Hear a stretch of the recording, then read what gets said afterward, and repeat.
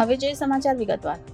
સુરત શહેરના માજી deputy mayor doctor Ravindra Sukhlal પાટીલના ધર્મપત્ની શ્રીમતી ડોક્ટર મંગલા રવિન્દ્ર પાટીલના જન્મદિવસની પવિત્ર શ્રાવણ માસ અને પ્રકૃતિ સંવર્ધન ઉદ્દેશ્યથી 1000 તુલસીના રોપાનું વિતરણ કરી ઉજવણી કરવામાં આવી.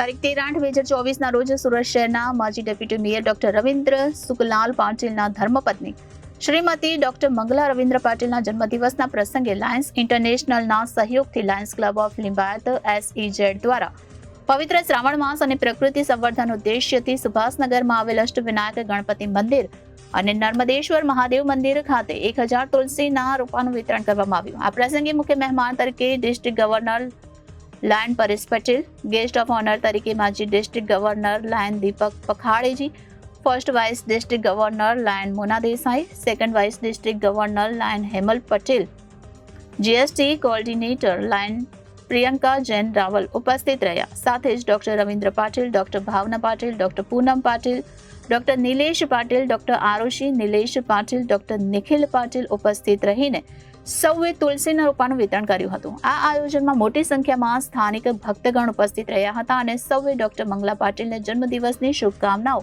પાઠવી હતી તેમજ એમના સ્વસ્થ અને દીર્ઘાયુ માટે પ્રાર્થના કરી.